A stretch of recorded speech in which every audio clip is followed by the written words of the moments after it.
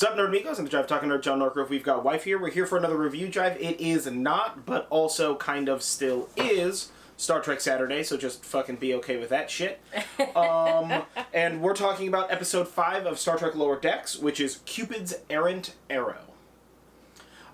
So, quick TLDR on Saturday. We normally do these on Saturday, if you're fresh to this. They're going to happen on Saturday, but we lost power on Friday before the video went up, so Friday's video became Saturday's video, and Sunday, I was just too hungover. And so, it's Monday, and now we're doing it today. Fucking deal with that shit. So, anywho, episode 5, I'm going to read the thing. Mariner becomes suspicious of Boimler's new girlfriend. Tendi and Rutherford grow jealous of a bigger starship's gear. So, this episode has 3 plots. The A plot is Mariner and Boimler, and it's Boimler has a girlfriend who's like a lieutenant and hot and cool, and Mariner is like very concerned that she's some sort of a rebel spy or an alien or a shapeshifter or a slug or a mold or animatron or lizard person or there's a lot a parasite. This episode is like deep fucking full of references from like big obvious previous Star Trek references to very small like throwaway line references. At one point in time they describe Boimler's girlfriend's ex-boyfriend who she works with as being a Kirk Sundae with Trip Tucker sprinkles, which means that guy's DTF, if you know what I'm saying. So, yeah, this one is full of references. It's super awesome episode. So, we get presented all 3 plots basically at the same time in the beginning of this episode. Our A plot is Boimler and his girlfriend Mariner trying to figure out if she's some sort of shapeshifter or something like that. And then that goes through its whole arch all show. And it starts with, like, it being like a cute friendship thing. Like, she cares about her friend so much that she wants to, like, make sure he doesn't get hurt. Yeah. And it very rapidly turns into a like chemically unbalanced, she should talk to the ship's counselor kind of thing. Yeah. Rapidly. Like, she, like, if you've seen the trailer, she pantses a guy. So, or the chick. So, like, it happens. So that's the A plot. The B plot of this story is that, Tendi and Rutherford are, kind of just helping out the new ship, or helping out the other ship, and, they have, like, the fucking T-48s or whatever the hell they're called. You know, they got, like, the better scanners, and look at all the doors. They whoosh so cleanly, and everything's so nice and pretty and new. Because it's a big, new, higher-class ship, and they're used to the Cerritos. Which is not new. Which is not new, and it's older, and it, like, kind of fires of its own free will and accord and such like that, right? So they're kind of like going through like, oh, we love this ship and it's so great and we get to use these tools, and I think Lieutenant Commander who was like assigning them tasks and stuff basically was like, all right, cool, like you guys both did a great job, so we'll just transfer you over here. And they're like, I don't know about any of this shit. And then come to find out he was trying to leave the ship. And the main reason why is because it's so much work being on a ship that's just, like, epic, and you're always, like, traveling through time and killing somebody that's worse than Hitler, and, like, stopping an apocalypse, and, like, reprogramming a Dyson sphere. I just want some peace and quiet. Which is great. In the beginning, you think, like, maybe he's just a bad guy, and they're going, the higher-ranking officer not on our ship is a bad guy Star Trek trope. And what they ended up going with is the, like, sometimes the work that you're doing, even though it's good work, isn't necessarily the work that you want to be doing kind of a trope. Which I feel like they've been really addressing a lot of these things recently on the show, especially with the times as they are. But, no, so he ended up just really not wanting to be, like, badass and epic, which it's hilarious. It's so funny. Yeah, it's a lot of work, man. Well, they even make a joke about that, like, earlier in the episode, where they're like, oh, man, it's like It's like that Enterprise, like something new every week on that ship. Yeah, exactly. Like save some of the unknown for the rest of us. Yeah, so this show is really, this episode really talks a lot about, like, I think it talks a lot about communication, and I think it talks a lot about, like, sort of finding what works best, and, like, diplomacy within that communication and stuff. And the C plot, which is actually the main... It's the main reason why they're doing all this stuff, but it's the C plot in the episode. Okay, so the C plot of the story is that they have to implode. Yeah, they have to implode a moon that's about ready to crash into a planet. Yeah. Right? And then, of course, like, all the people who live on the planet, right, are like, no, we worship this moon, or, oh, no, this moon fucking, it's whatever. And so... like, the captain of the nicer ship is like, we can't get the diplomacy to work. So the captain of this of the Cerritos has to step in and try to figure it out. Yeah, figures it out, and everybody's happy. They're gonna harvest like 1 million metric tons of the moon dust and like put it in a pile over there for them to worship that or whatever. But then like one guy is the holdout, and he's just like, no, you'll kill all my people. It blocks the smog from getting to my planet. Whatever. If you do this, everyone on my moon will perish. Yeah, and then it's not until, and this is like very, very tiny C plot, right? We don't get a lot, but there's just a little bit interspersed as like cutscenes basically.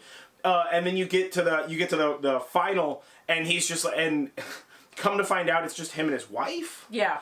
And there's only 2 of them, and as soon as the captain of the Cerritos figures that out, she's just like, "There's only 2 of you? Fuck it, implode the thing." Right? And she's real angry this whole episode, just like screaming at people and swearing and shit. Yeah, she's so done with it. Well, and I mean, the captain of the new ship is kind of a bitch to her, so like I get it. But, so the C plot's actually super, super funny also, as well as drives the reasoning behind why the A and B plot are possible. But, this was overall a really, really, really good episode. It was super funny. It was ton of little references. Lots of little references. Yeah. Especially Boimler's, like, cool guy Oh my god, outfit. okay. Yeah. Okay, so we were trying to figure out what Boimler's cool guy outfit is, right? So Boimler's cool guy outfit is blue sleeve, gray, like a Letterman gray jacket. chest, Letterman jacket with a Starfleet symbol on it, which is clearly just a reference to like all badass sports people that like wear the Letterman jacket in like and then the all other movies. half of the jacket the other is half like of the a movie leather is a leather biker jacket, but specifically with like 2 little buttons on it. Yeah. Which is the most similar. Originally, I thought it was from Escape from New York or Escape from LA, but that's actually a brown leather jacket and a black leather duster. But we found that it's very, very similar to the leather jacket in Crybaby. As well as Grease, as well as the one that James Dean wears. It's a very popular thing. Well, it's a very specific Fonzie. referential style, right? Yeah. James Dean, the Fonz, Grease, yeah. Crybaby. And then he's got like a bunch of like. He's got a bunch of gold chains, which is a Mr. T reference, like Mr. T. obviously. And then the glasses are. Like, I don't know. The first thing that I thought when I saw those glasses was Bret the Hitman Hart. So, I don't think that that's what that is. He's not a cool guy. As a reference. No, I think that they're just like cool guys wear glasses, and those are like cool sci-fi glasses. Yeah. I think it's like one of those like cyberpunk. I bet the glasses are from fucking the movie version of Do Android Dream of Electric Sheep. Oh, Blade Runner? Blade Runner. Maybe, I don't know. Yeah, I would bet money that those glasses are either in Blade Runner. Cool guys always wear glasses, 2049 so and like cool jackets. Yeah, and like and then he shoes. has like 2 different kind of shoes on. Also, a pair of what look like navy green or olive green Chuck Taylors, like high top Chuck Taylors, and then. Honest to God, Leela's boot in pink. Leela from Futurama's boot, but in pink. That's definitely what it looks literally looks like the way it has the 2 big blocks on it. It looks exactly like Leela's boot, but pink. So that was hilarious. Yeah. And of course he like walks in, and you're like, this guy looks like an absurd man fool. And his girlfriend's just like, oh my god, like you're so like, sexy. You look so sexy. Yeah, and we're just like, ooh. Which is bananas. And she's like. Like, the episode really kind of leads you on with the is she, isn't she thing, right? Yeah. Because sometimes she's like a normal cool lady, and sometimes she's just like she's just like on him, and she's just like, I just want more of your scent. And you're like, fuck, that is horrifying. Yeah. Like, if you say that to somebody and you're serious, go over there. Let's get the fuck out of here with that shit. That's way creepier than just smelling someone's hair. No, it's way creepier, and they've only been dating for like a couple of months. Yeah, like 1 month. Yeah, and like a distance relationship. I don't know, it was super weird, dude. Sometimes she is like a creepy weird lady. That's alright, though. Yeah.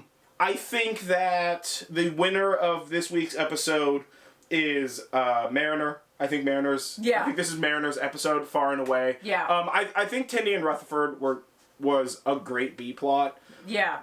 But it was a very linear and formulaic B plot. It really didn't have a lot. I mean, it had the twist of like he wanted to leave because the ship is too epic, and whatever. But it was fairly linear.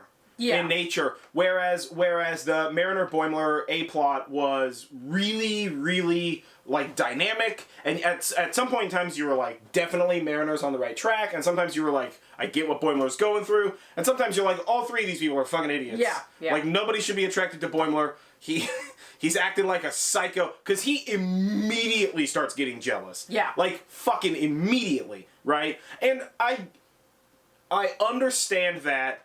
Like, she's like, oh, it's like the hunky Captain Kirk guy, right, who's like a lieutenant or whatever, and she's like homies with him, so she like jumps on him and gives him a hug, and it's a whole bloody thing, and they come to find out they used to date or whatever. Yeah. Right? So, like, it seems like that's like a rational thing for him to be jealous about, but really, they just work together. Yeah. And are like fun friends. Yeah. Right?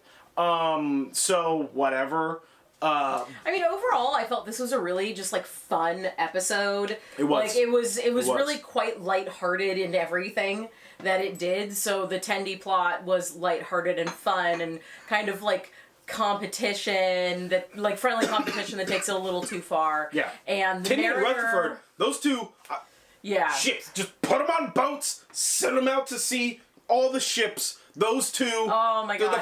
They're the cutest couple. They're so cute. My god, I love them to death. Yeah. They're either gonna be like BFFs, and helping each other through relationships, or just like doing it. Or just like super madly in love once they realize it. Yeah. And the Mariner Boimler thing was cool too. I'm glad that they never did you're only trying to protect him because you're in love with him. I was really expecting them to go that place. Yeah, and Mariner, they didn't. And they didn't, and I am so happy about that. It really didn't feel like...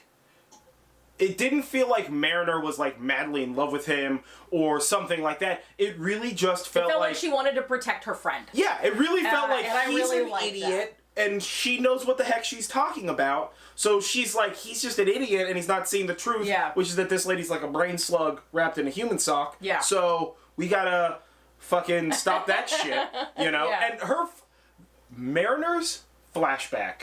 She's wearing, like, DS9 style uniforms. She has, like, big fro hair, which, bring that shit back, Mariner, damn. It's such a dope hairdo.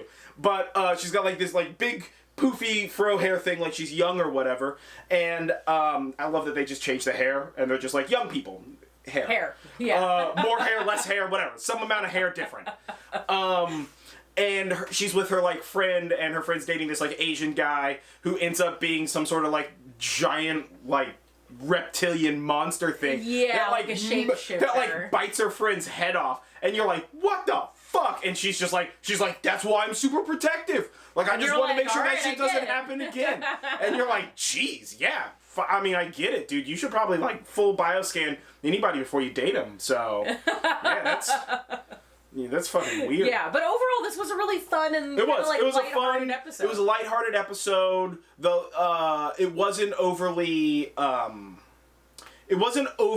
like Star Trek-y, but it was still definitely a Star Trek episode. I liked that there was still some like lessons to be had. There was still some like logic to be thought through or what have you. Yeah, I think that this was a really good episode. Let's see, this is 5, so yeah.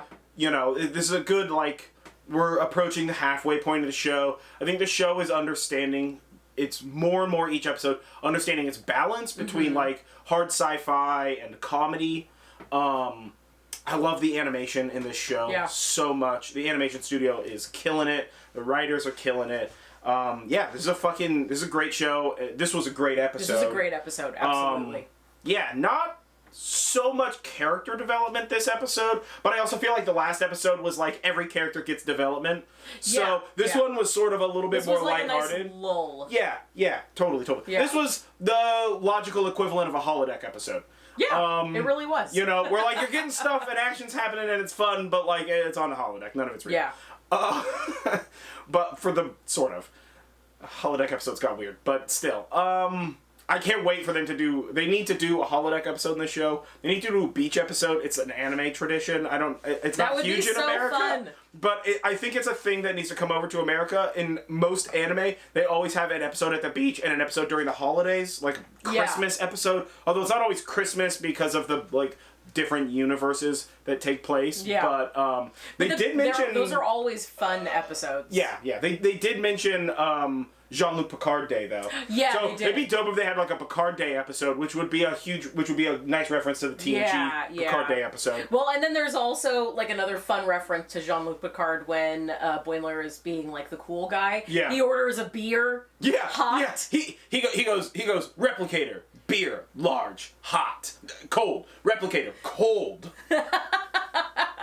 Because he's just like the antithesis of cool. Yeah. But he's trying real hard, guys. Yeah. But yeah, no, overall this was a good episode. I think that you should definitely give it a shot. Give it a shot, watch it. Let us know what your favorite scene in this is. Mine is the replicator beer large hot.